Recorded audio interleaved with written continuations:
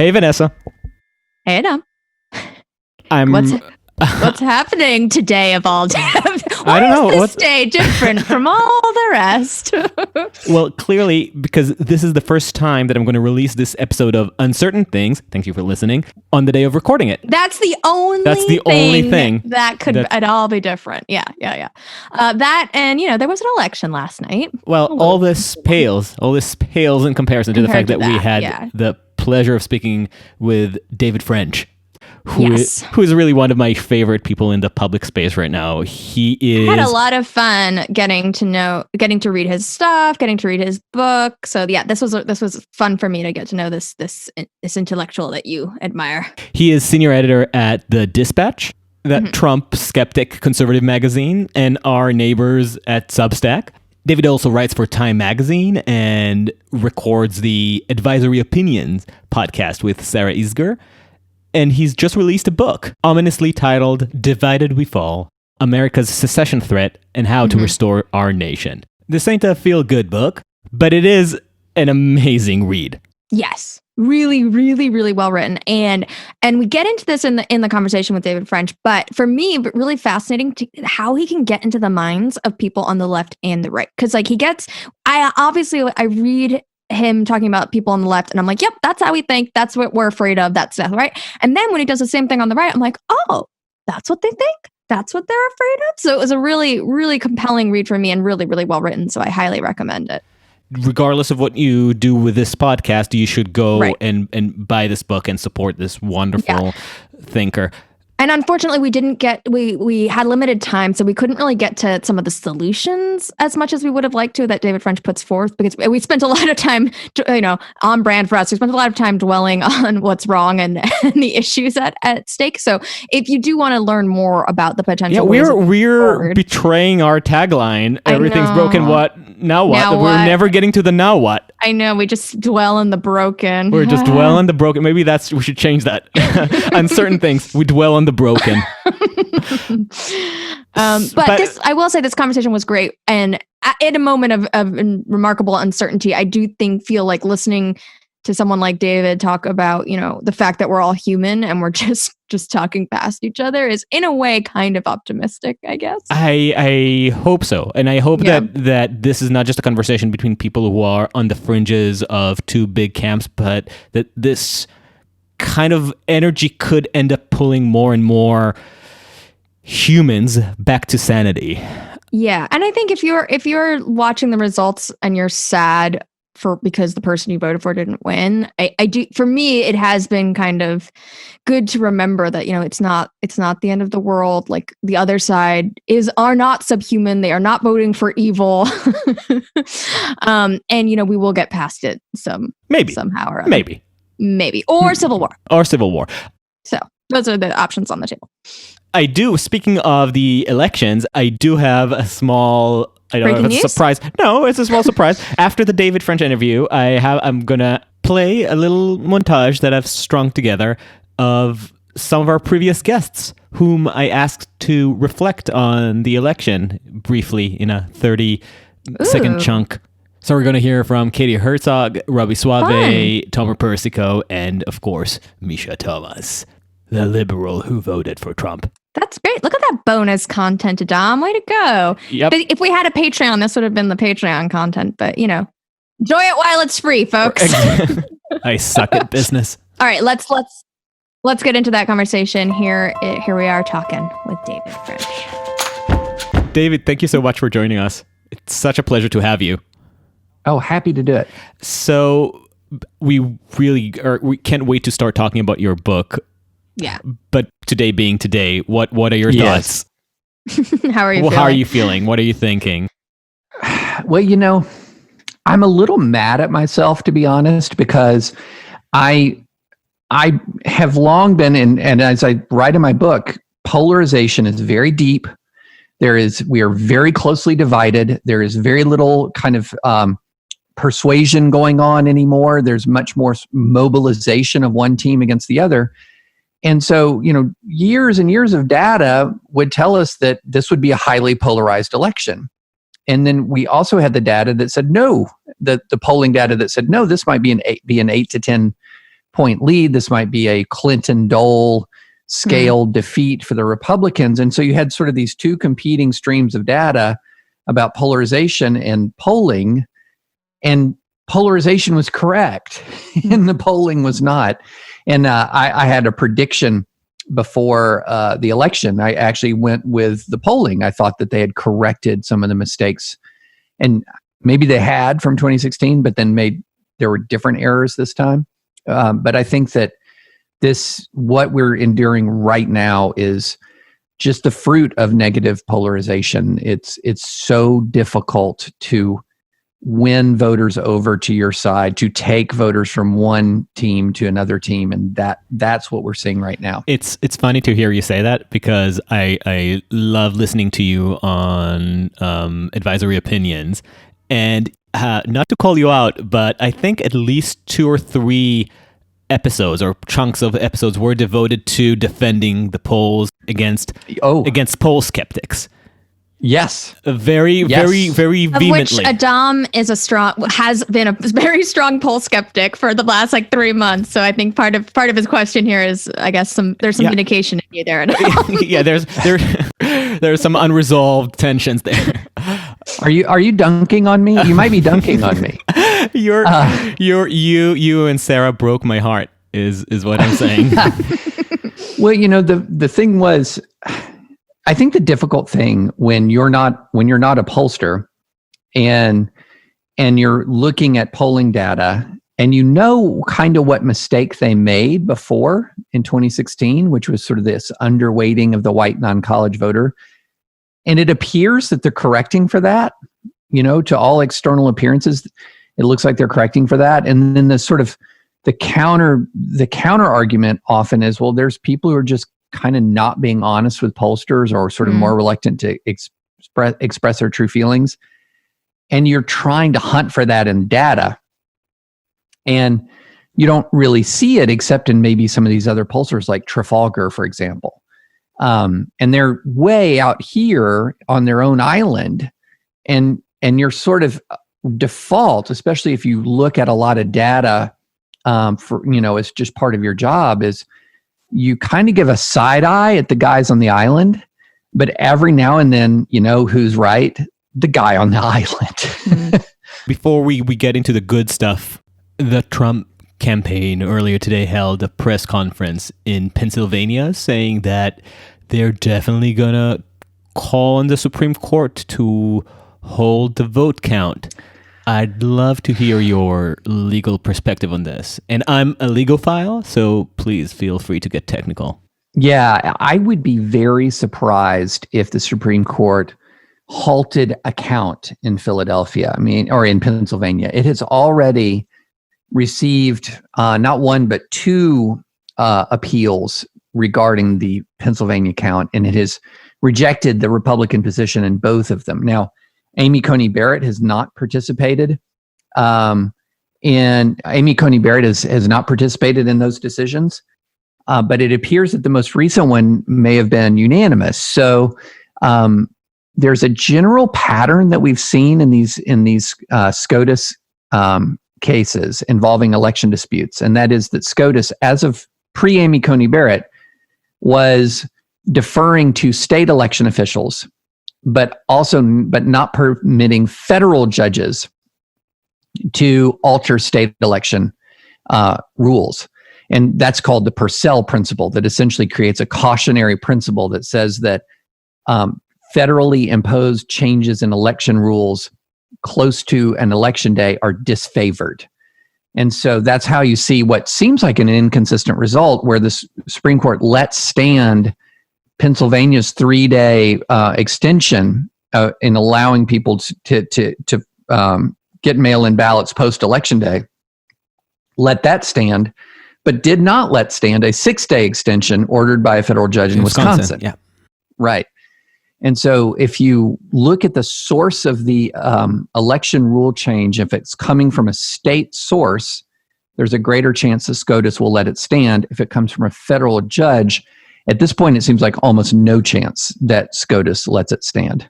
All right, I am cognizant that we could definitely get pulled into talking about current events for the rest of the hour. But Adam and I both read your book and we really loved it. And we definitely want to get into some of the stuff that you unpack there. But I'm also cognizant that I actually had not heard of you before Adam introduced you to me.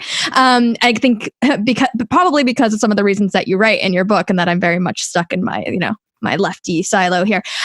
But would you mind describing yourself in a nutshell for folks who may not know? I think we've officially gave the tagline for this podcast is Adam introduces Vanessa to people. To the intellectuals he loves. That's great. Well, there's no reason why you should know me. Debatable. So yeah, my current job is I'm a columnist for Time Magazine. I'm a senior editor at the Dispatch. I used to be at National Review, a conservative intellectual magazine. And before that, I was a religious liberties lawyer, constitutional lawyer, working for various public interest law firms. My background, I grew up in the South. I was born in Alabama, raised in Louisiana, Tennessee, and Kentucky, which makes me about as the most legitimate Southeastern Conference football fan you'll find. Southern evangelical, pro-life, and really, as I write in my book, grew up in the very much firmly in sort of that Reagan Republican mold, if that makes sense. And I was always a civil libertarian. I was always a person in my legal career who defended the rights, the civil liberties of all people, regardless of ideology. But I was also pretty partisan. I was the kind of person who would walk into a voting booth, and I don't even know that they do this in Tennessee anymore, but it used to be when I was first starting to vote, you could just press one button and the whole ballot for one party or the other would light up. Wow. And I just press the R and watch the lights go up the screen, and I'd walk out thinking, I've done my job.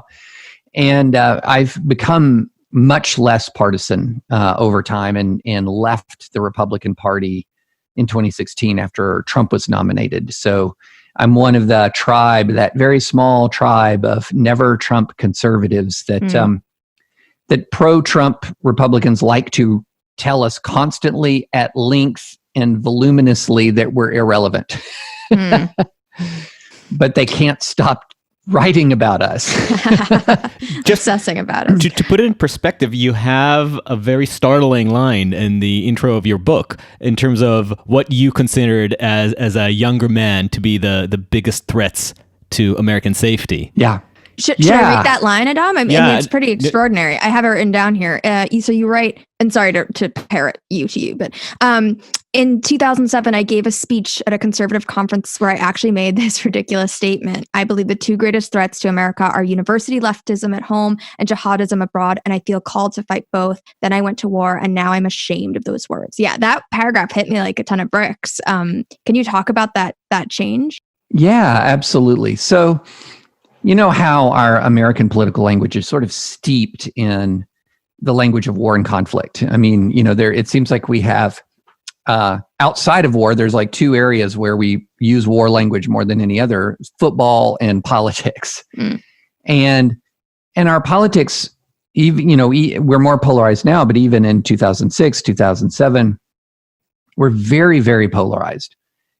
And one of the things that you see is a constant, and you still see this, you see it even more, sort of a constant argument that says, if the other side gets what it wants, America is over.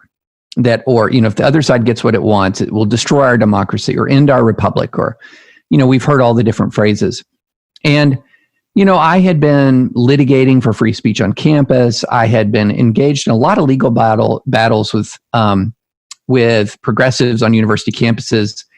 And I was fully steeped into that world. And so when I used that language, it didn't strike me as remarkable. And in fact, it didn't strike the audience as remarkable. They applauded. Yeah, that's right. And then I went to Iraq and I saw what an actual enemy was. And I mean, my unit, I was with the 3rd Armored Cavalry Regiment.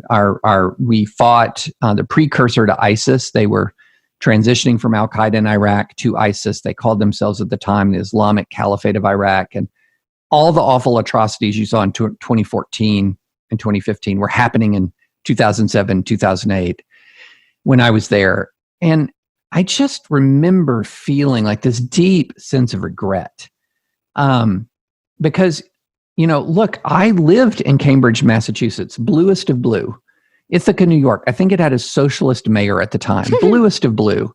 My first year of marriage we lived in Midtown Manhattan near Gramercy Park, bluest of blue.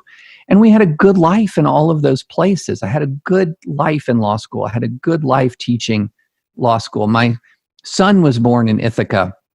I lived in Center City, Philly with my young children. I had a good life there. I couldn't go to Balad Ruz before it was cleared out of Al-Qaeda and have a good life there. I couldn't have any life there. And it just really struck me. I just need to have sort of a sea change in attitude. There is a giant difference between a fellow citizen who is a political opponent and an outright enemy. And that doesn't mean that you back away from what you think is right, but it's a sea change in your attitude and in your mindset. And so I come back from Iraq and I find that I'm kind of zigging while everyone else is zagging towards more intensity, more division, more polarization. And I began a journey that in a way culminated with my declaration of independence from the GOP in 2016. You are, from my perspective, as somebody who's becoming more and more familiar with your work over the past 5-6 years since I basically moved to New York, you're one of the most, I'd say, intellectually humble people that I know and intellectually compassionate people that I know in terms of being able to relate to and describe truly what other people, even your opponents, think and feel. And I don't know if it's the lawyer buried there or truly trying to relate to your enemy in the biblical sense. But, or not that biblical sense, but not knowing them biblically. To read that you had a moment not so long ago saying something so rankly partisan and tendentious is really rattling. Maybe without being deployed in Iraq, you would have still had this conflation of actual mortal enemies and people you politically disagree with. And if David French could have still been in that trench, where does it leave the rest of us? Well, it's funny. I mean, that's a really good point, and it's part of the reason why one of the things that I write a lot about is the need for sort of this existential humility. Because a lot of us are sort of we grow up and we're acculturated into a world and into a mindset that leaves it difficult for us and sometimes impossible for us to sort of step out of our own skin, so to speak, and gain a bit of perspective. But one of the things that I think is really important is people change not just from experience, but they also change from testimony. In other words, they change from hearing other people's experiences. I mean, this is something that's, really important in the evangelical tradition. The power of personal testimony is very, very important. And so, it's one of those things that has caused people to have greater awareness, for example, about the prevalence of racism in the United States. When somebody that they know and they like says, hey, here's what I experienced. You'll never experience it, but here's what I experience it. Here's what I experienced. It's very powerful. And, so that's one of the things that I want to do is sort of use the power of, to whatever extent my experience has power, to use the power of my experience to say, hey, the pre-2007 mindset is toxic. It's toxic. Now, if you'd known me in pre-2007, you'd actually been surprised to hear me say that, because that's not, in my day-to-day relationships with people, that's not the way I conducted myself in my litigation.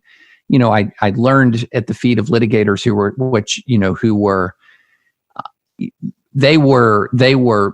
vigorously defending their client, but they did it with civility and decency. But like a lot of people, especially when you get into sort of these hothouse ideological environments where everyone's sort of whipping each other up into a frenzy, you can find yourself susceptible to it, and you can find yourself being caught up in it. And honestly, that's, I know that's what would happen to me. And so that's why I want to tell the story and to be open and transparent about it, because I also think that we need to be sort of more open and transparent about ourselves, and some of our doubts and mistakes, if we want people to trust us.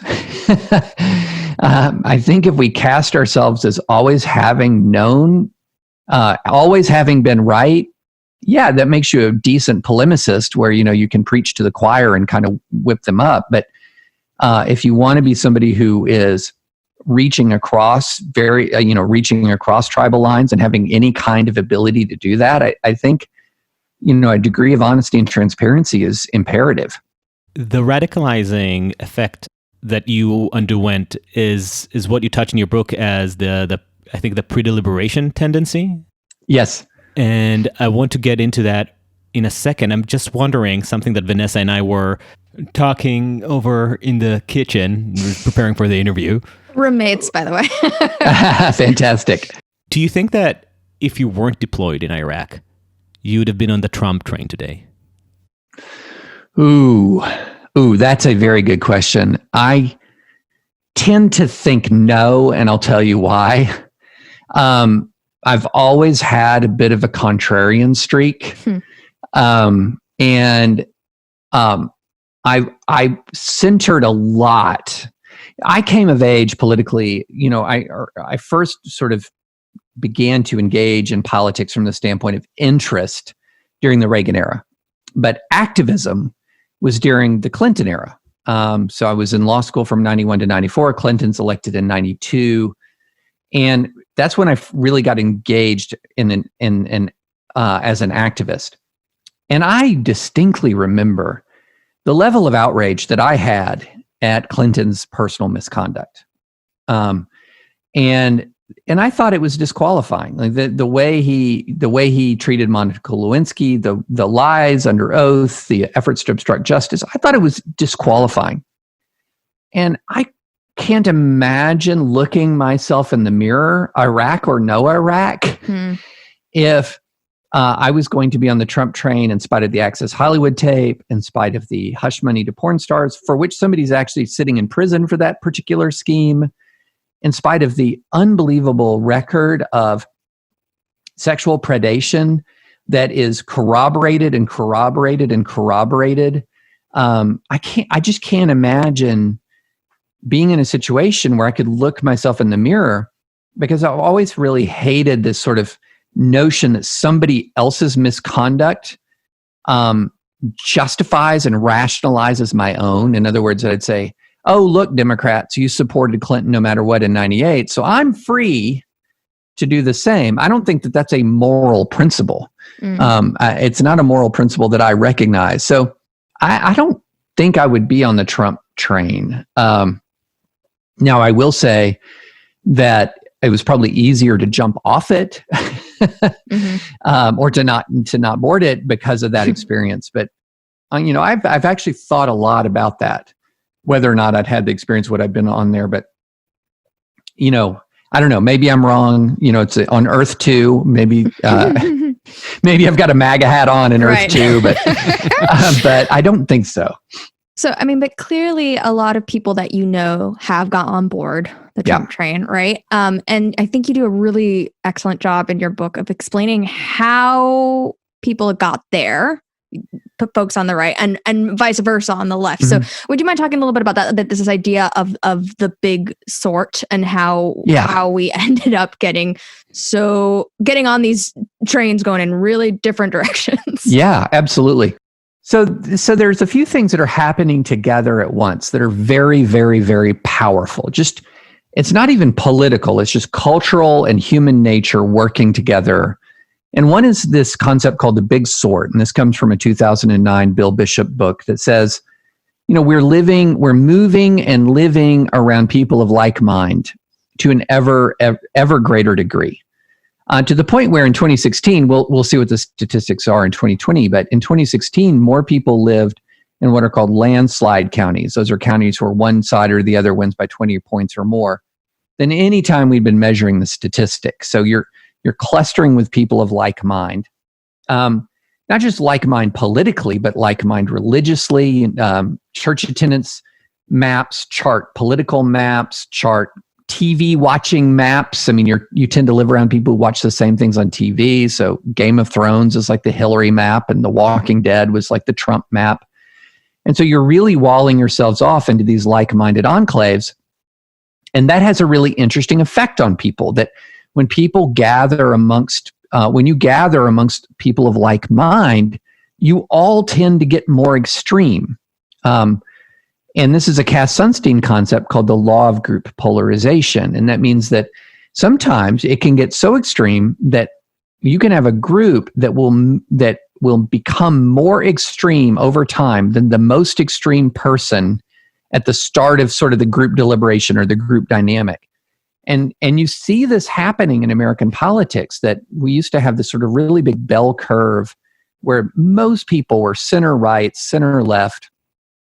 There was a good reasons why a lot of people on the right and on the left looked at, say, for example, 2000 Bush v. Gore, and used terms like Tweedledee and Tweedledum. They said they're basically the same. They were very similar within a center right, center left range. And what's happening is that bell curve is being flattened. And so those edges are getting bigger and bigger and bigger. And a lot of that is as a result of these super clusters of like-minded Americans. So the white evangelical church, for example, voted 81% for Trump in 2016. That's a lot of people of like mind who gather together multiple times a week often. The whole island of Manhattan has got about 85% voted for Hillary. Similar numbers for Biden. So that's a ton of people of like mind who gather. And then what ends up happening is you move further apart from each other. And that leads to sort of this last phenomenon, which I talk about, called the Overton window, where the range of acceptable discourse, like what's okay to say in each community, changes to where in some areas, in some ways, you can't even talk to each other anymore because the language each side uses is unacceptable to the other. And so then you are living apart, you're thinking differently, and you can't communicate. And those things together become extremely corrosive to unity. And then when you pile on top of that, the fact that we're living apart in these big geographic enclaves that have their own distinct culture and feel their culture is under threat, like the American Pacific coast is very, very blue, dark blue. Much of the Southeast and Midwest is bright red, and the Northeast is dark blue. And you realize that, wait a minute, we're kind of coming apart at the seams.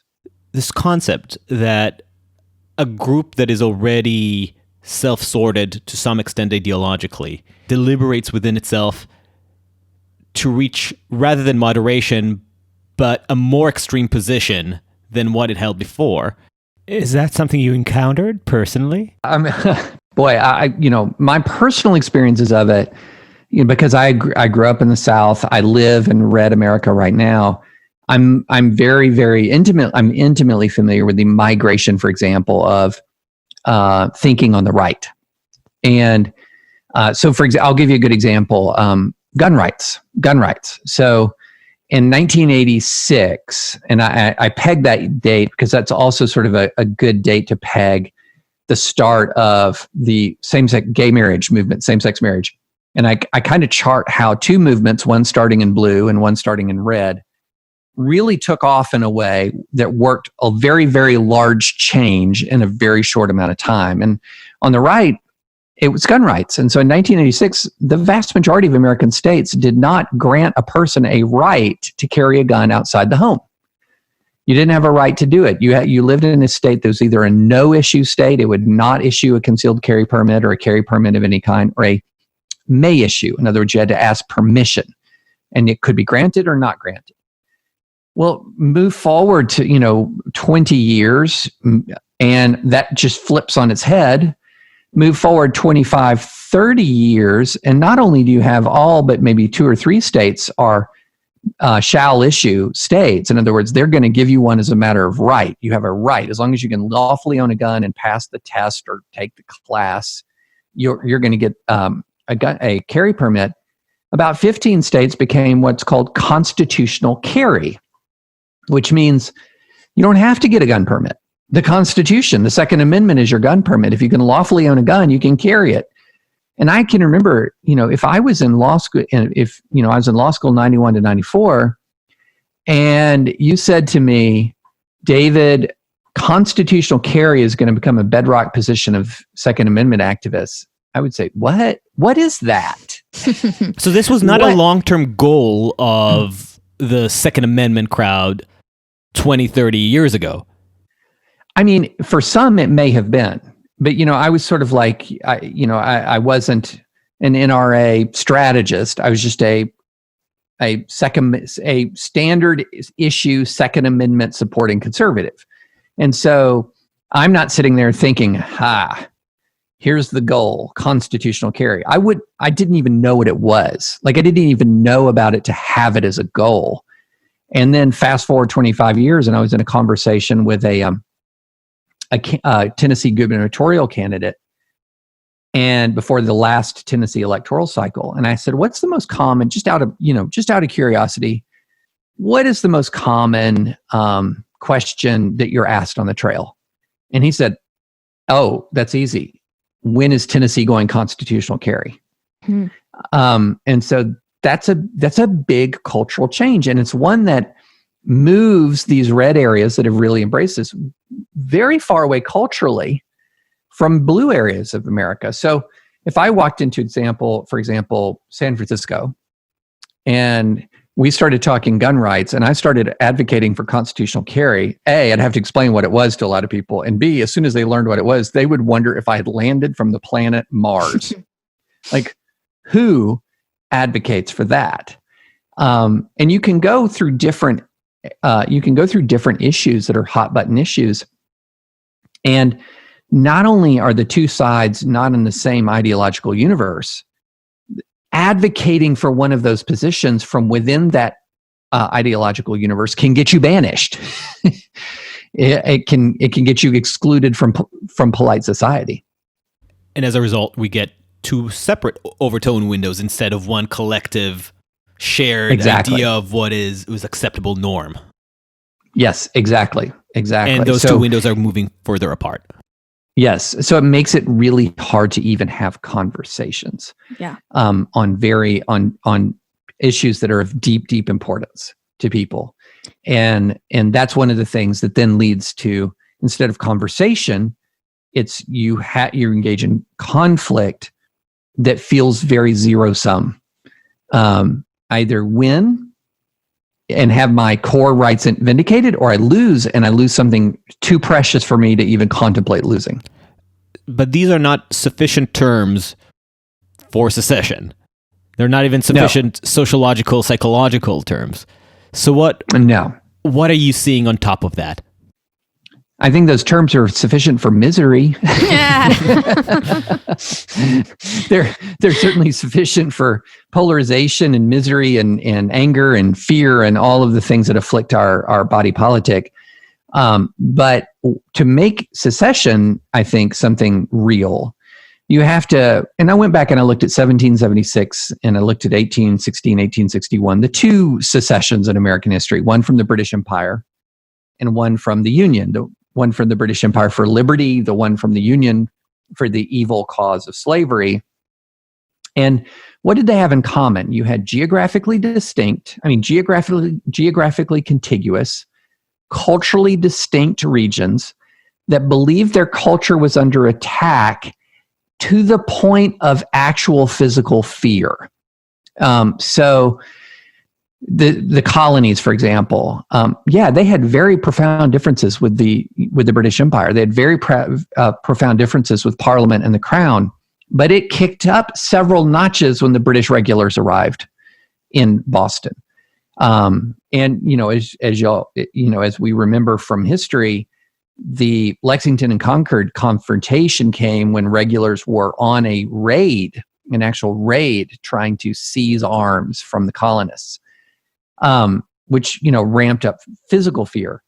What a lot of people forget about American secession in the South is the extent to which the Confederacy was caught up in what McPherson called in his seminal one-volume history of the Civil War, Battle Cry of Freedom, unreasoning fury or unreasoning rage. I can't remember the exact phrase, but unreasoning anger, not just about the defense of slavery, although that was certainly part of it, the core of the intellectual case for secession, as you read from the secession documents. They were caught up in fear of a slave rebellion that they believed that the North was trying to stoke to kill Southerners. This would be your example of a 1861 version of a viral conspiracy theory, a viral Facebook conspiracy theory or Twitter conspiracy theory. Even if you read the Texas secession documents, it even says that Northerners were trying to poison white citizens in Texas, which there was just no basis for it. So there's your sort of 1861 version of fake news. But the partisan press really put the Southern population in a frenzy of rage and anger and fear. And so they essentially lost faith in the American democratic system and seceded, and didn't just secede, they opened fire on Union forces at Fort Sumter. And so, that's what I say. We have these ingredients, that we have a cultural, geographically contiguous, culturally distinct region that believes its culture is under threat, but not to the point of feeling that sense of violent threat in the same way that previous American generations have felt before they took drastic action. It's interesting though, because we just had a conversation with Robby Soave, who just wrote a book called Young Radicals. And in talking to these young radicals in campuses across the country, the main thesis of his book is that he walked away with the fact that these young adults have a different concept of safety and what counts as safety and inflictions upon one's sense of safety and what's allowable to react against. And I'm curious if, with that in mind, does that change somewhat your evaluation of our current moment? Well, I'm sorry, Adam. No. I was just chuckling because I was imagining the difference between the revolutionaries who, it would just take it normally as your blanket could give you dysentery and kill you. Where the people say your blanket gives you dysentery. That's a grim life right there. That's revolutionary life. Yeah, absolutely. # revolutionary life. Contrast that to campus life, where the cafeteria chef is violent because they served you tacos. Yeah. That's no. I think that the trend, you've identified something very important, and I talk about it a bit in the book. This sort of sense of safetyism that Greg Luganoff and Jonathan Haidt identified in their book Coddling of the American Mind, that we're more likely to equate speech with violence, for example, rather than violence with violence. Speech also becomes violence, or people began to feel that their physical or psychological safety is at stake in the presence of speech that's particularly offensive to them. So I think, part of that is stoking that very sense of emergency and danger that I warn about. So it's a negative trend. It's just not severe enough yet to create a crisis. And I've been thinking a lot about this because I've seen a lot of the same, many of the same illiberal tendencies I've seen on the very far left, I see on the far right as well.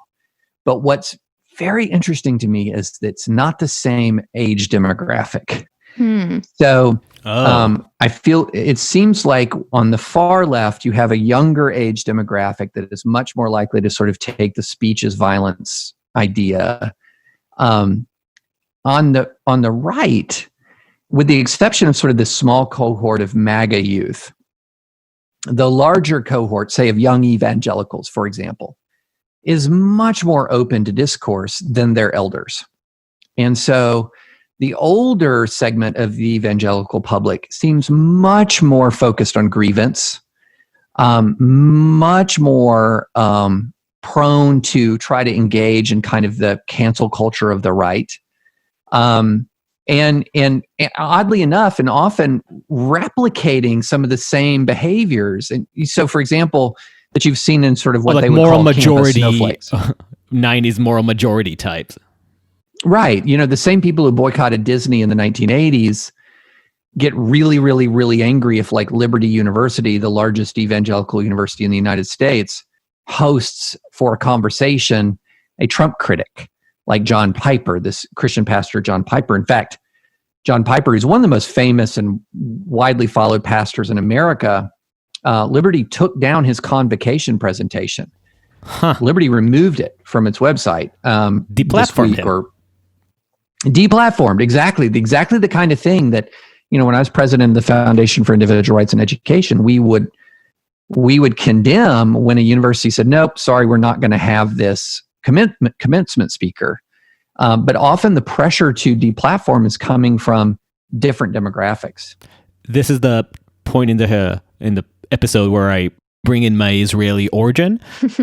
I think it's it's a common outsider's perspective of America that American society has this strain of moral panic and censoriousness, and that the torch has been passed between generations, but across ideological lines, which is fascinating to observe. Yeah, no, you're right. I mean, you're absolutely right. I mean, you know, this is something that, you know, it still kind of boggles the mind when you think about it, that we actually had a prohibition amendment to the Constitution banning alcohol. That was a remarkable development in American history, hastily abandoned because it turns out that it's easier to say you're going to ban alcohol than to actually ban alcohol. but yeah, there is a sort of puritanical streak that manifests itself frequently in American public life, and it's not always a specifically Christian puritanical streak either. But it does have echoes of fundamentalism. And I've argued this, that it's very difficult to understand a lot of far left activism unless you've had direct experience with fundamentalism. I grew up in a fundamentalist church, and so I see a lot of the behaviors, and I'm like, oh yeah, I know what that is. When was the first moment, or maybe the most amusing moment for you to observe and say, oh yeah, reminds me of home? You know, it's funny. I think it's one of my first weeks at law school, because a lot of times we look at things that have happened in now or in recent years, and we say, "Oh, this is new," but it's not new. It's sort of come back. And when I was in law school in the early 1990s,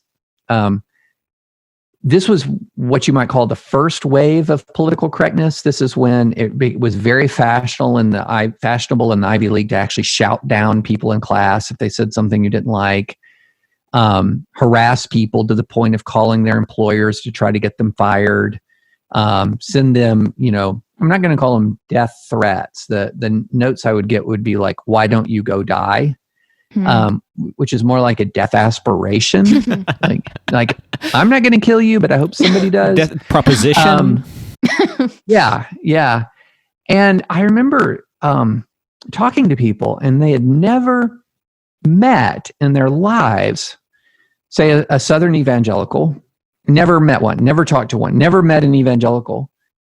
And we're often very focused on making sure that nobody else heard from me.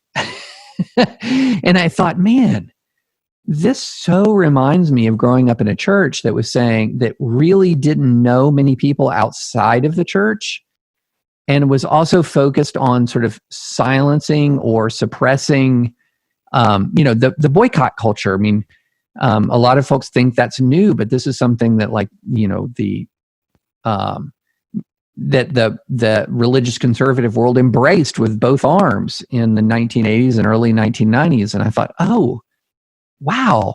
And the funny thing is, it gave me like this sort of sense of odd kind of camaraderie, in the sense that I know, I feel like I know you. So far we've dwelt in the optimism and why we're not heading towards secession. Mm-hmm. But then your book takes a turn, both thematically and stylistically. Yep. Section 2 of your book, you go from straight political analysis to counter history, almost sci-fi, alternative history genre writing, which is unputdownable in how terrifying it is. I read it, I think a couple of nights ago before going to bed, and I was, but by the time I finished the 2 scenarios, I was okay. So I'm not gonna sleep tonight. And what you do there is describe in detail through an urgency-driven narrative the 2 plausible scenarios that you're imagining for a real American divide. And I want you to describe it, but I will tell our listeners that I highly recommend that you get the book and read it for yourself, especially if you have trouble with too much sleep at night.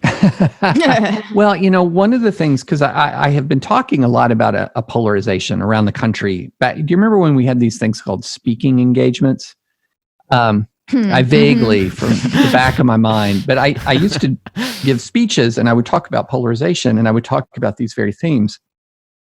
And people would say, well, how could this happen? And I thought, well, you know what? I'm going to spin out 2 scenarios, one based on what I call a Cal exit scenario and another one a Texas scenario, California leaving or Texas leaving, that sort of takes ripped from the headlines issues and turns them up a little bit. So these are not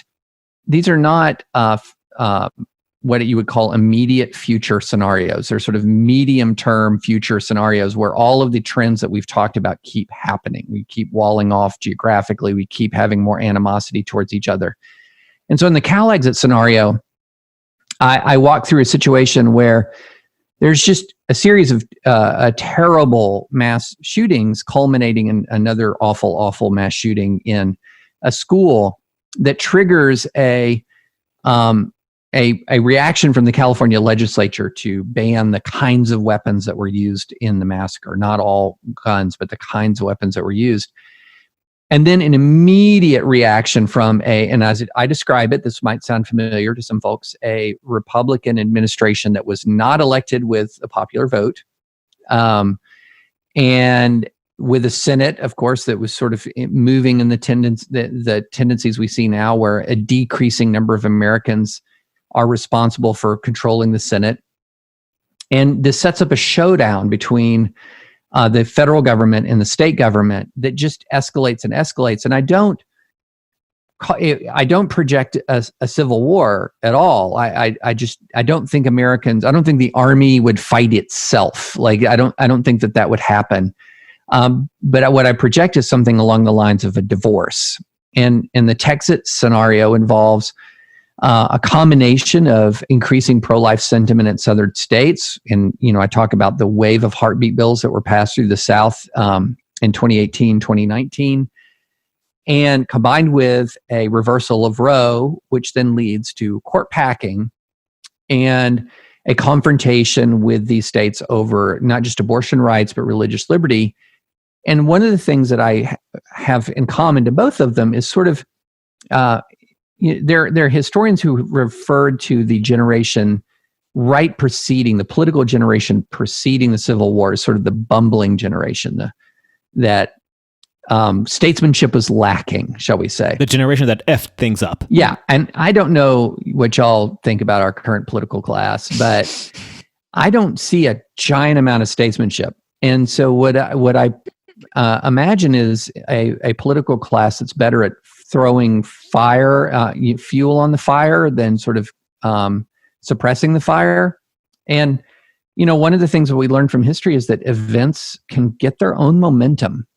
And so part of the goal of the book is to make it realistic enough to where it connects with your imagination to say, oh, yeah, this could happen. And I've had a bunch of readers who say, I was about 5 or 10 pages into your Cal exit scenario before I realized it was fiction. and that means that, I like to hear that, because it means that, I did my job. I was reading it last night in the kitchen, and I was reading the Cal exit California governor's speech, and I was like, I know that this is a bad scenario, but there is a tiny part of me that's like, this sounds great. And I was like, this is the problem. This is the problem exactly. Yeah, I tried to, step into everyone's shoes as much as I possibly could, I mean, because one thing about the book is you realize that each side has this competing narrative of grievance, and they don't make it up. There are actual bad things that happen, and they may extrapolate too much from them, but they don't make up the bad things. And so then you begin to have this sort of litany of wrongs that one side has done to the other. And it can get its own momentum. And you really did a terrifyingly fantastic job at capturing the anxieties on both sides. Vanessa was just telling me, do you want to just recap what we were talking behind David's back? Yes, while you were restarting your Zoom. So I just had a call with my family, and they were just all sitting there so mind-boggled about how it could be possible that the race is so close, and they're just completely flabbergasted. Like, how could it be? How could it be? And I think it's because we do not on the left, we have no idea. We cannot empathize nor understand what's going on the right. And for me, it was really interesting reading the book, because it's like I almost want to like send it to everyone in my family, because I want to be like, look, like, this is what's happening. Like, this is how we've gotten to this place. And it's not because the other side is subhuman. Right. Exactly. Each side has a story they tell themselves. And in the way that I began to have an insight into that actually does go back to my Iraq experience, because what I saw between Sunni and Shia was not that the Sunni, say, police officers I talked to were ripping their Shia over theology or politics. They were angry over what the Shia had done. They killed my nephew, they killed my uncle, and vice versa. When you talk to Shia, they were not ripping the Sunnis about theology, even though they're, old, ancient theological differences. It was, this is what they did. They attacked my village. And thankfully, we don't have the same magnitude of grievances against each other, but our grievances do often include violence, as I talk about, is, the far right violence that has, the awful and evil attacks on synagogues, the awful and evil, attack on the church in South Carolina, the Walmart in El Paso, where a member of the alt-right is hunting down Hispanic customers, just evil stuff. And you're saying we're not above violence. Not above violence. Not at the same scale, thankfully, that, exist in other countries, but not above violence. Not as gruesome as Shiite and Sunnis. I was thinking about that a lot, because the comparison is more revealing than it might seem at first. Though not as gruesome, there is something that is very much blood feudy in the relationship, in the way that, like you said, it's a constant rollback to who perpetrated the last grievance. You didn't, like Mary Garland. Well, you took down the filibuster. Well, you blocked Bork. And every time you feel like you need to up the ante in your response, and you need to escalate. Yeah, exactly. Everything, there's a constant escalation. And so it's not that each escalation justifies an equivalent reaction.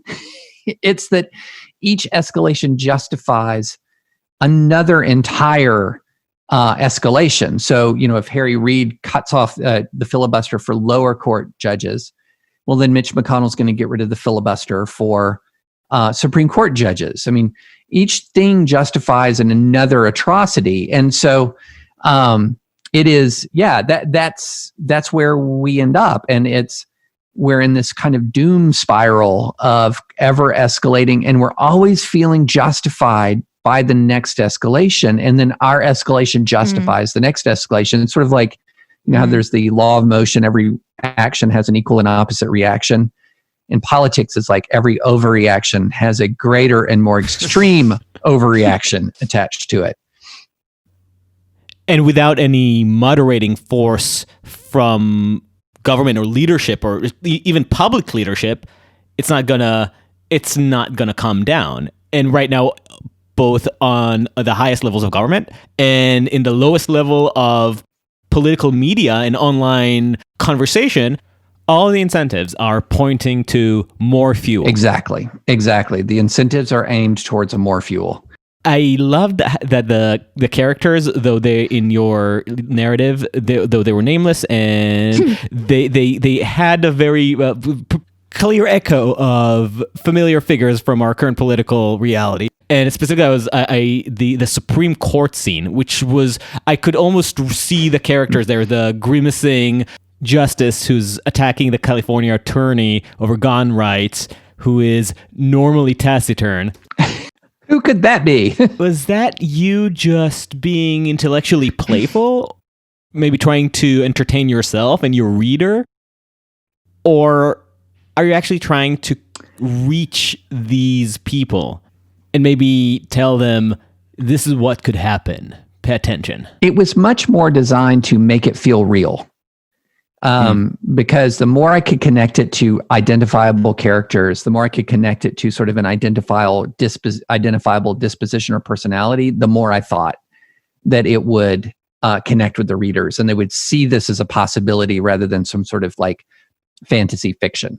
So artistic license, really. I don't know. Do we have time for this? We have 60 seconds because we've covered a lot of where we're at and what's the stuff that's pulling us apart, but you do end with a section about how to move forward, and in your mind it's this embrace of pluralism. So I mean, the 60-second version of how do we do it? How do we embrace pluralism and move forward? Let me frame it within two transcendent moral principles that are both contained in the book of Micah. And one is Micah 4:4, and this is a verse that George Washington used almost 50 times in his writing, including most famously to the Hebrew congregation of Rhode Island when he was trying to assure Jewish Americans that this most persecuted religious minority would have a home in this land. And the verse is this: every man shall live under his own vine and his own fig tree, and no one shall make him afraid. And if you're a fan of the musical Hamilton, that will sound familiar to you because that's what Lin-Manuel Miranda put in George Washington's mouth in the musical. But he used it almost 50 times in his writing. And that is a transcendent moral frame for pluralism that says each one of us in our distinct communities should feel as if we have a home here, where our fundamental rights are respected and our fundamental rights are not under threat. So that's the macro. How do we get there? Well, how do we get there? Then another verse from Micah 6:8. What does the Lord require of you, O man? What is good? It is to act justly. It is to love mercy. And it is to walk humbly before the Lord your God. Act justly. That's kind of easy in this activist era. You know, hey, this is what's right. Let's do it.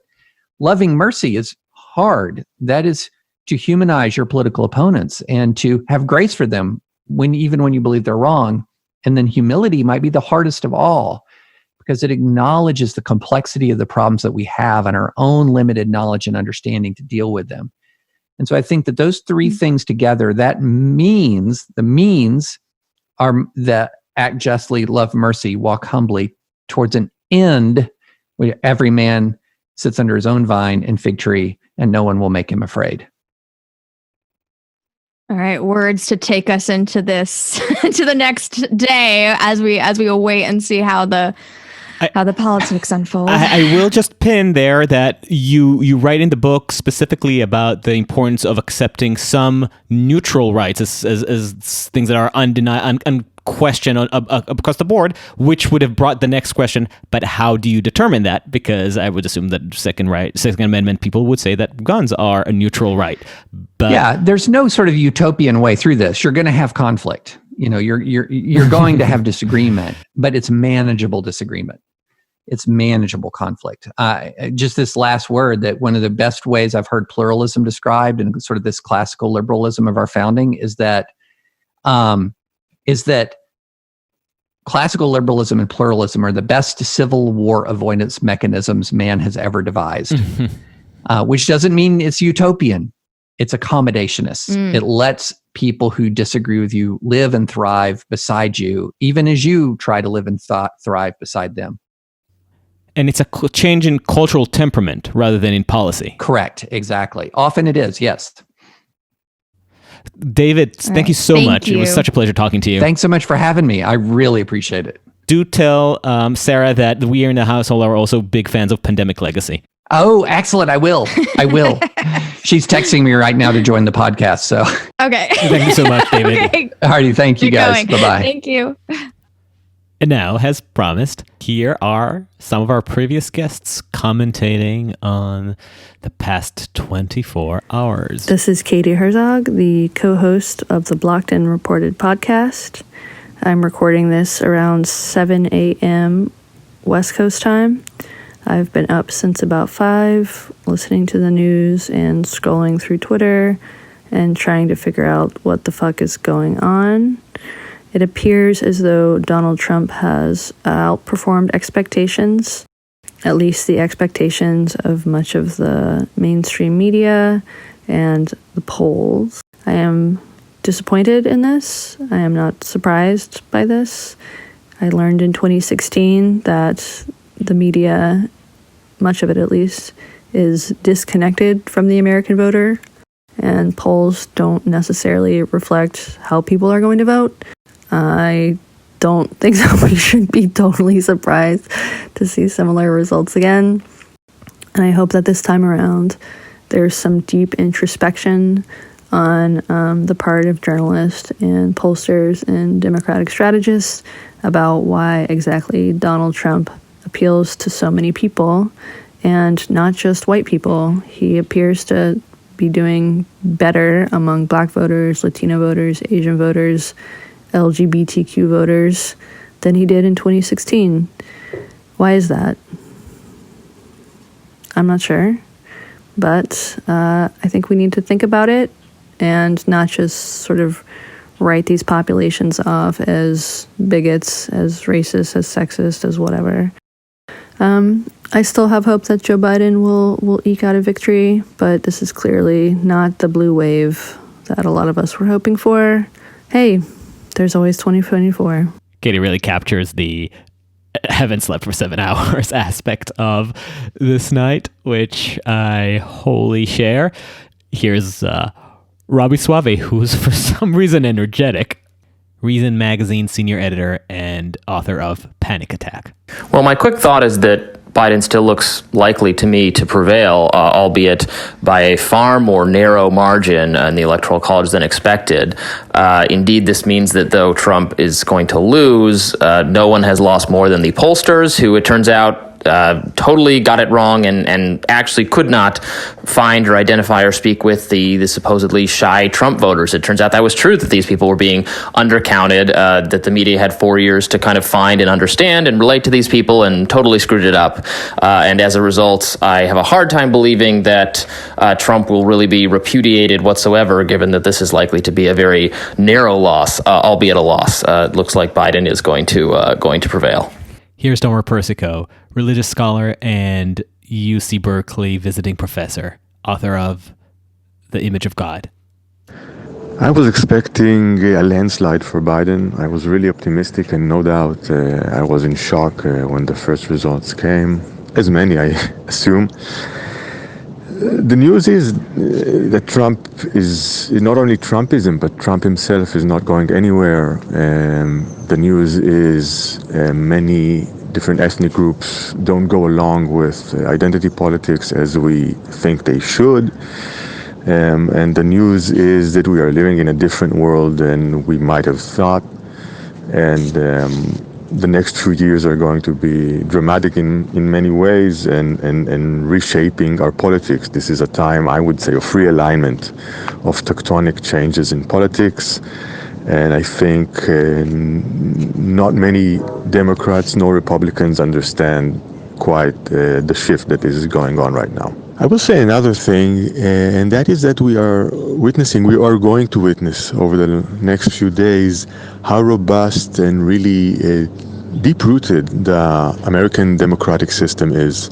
The president is going to yell, he's going to approach the courts, but it's not going to help. I mean, probably Biden has won, and the votes are going to be what will be decisive. And we already are seeing members of the president's party, like Marco Rubio, insisting that, of course, every vote needs to be counted, etc. This could be taken for granted, but I think it is a testimony of how much democracy is really important to Americans, and it's not so in many other countries. Thank you. Last but not least, our dear friend Misha Thomas. My reflection on the USA presidential election 2020, the day after, results still pending. This election gives me the opportunity to accept the results of the election, no matter what the outcome, with civility, respect, engagement, and full acceptance, and to likewise handle any of my political adversaries or people with whom I debate with the same sense of respect, civility, and engagement. Thank you, guys, and thank you all for listening to Uncertain Things. Please subscribe on uncertain.substack.com and follow us wherever you get your podcasts. And while at it, why not give us a 5-star rating and share with your friends to help them and us get through these difficult times. Until next time, stay sane.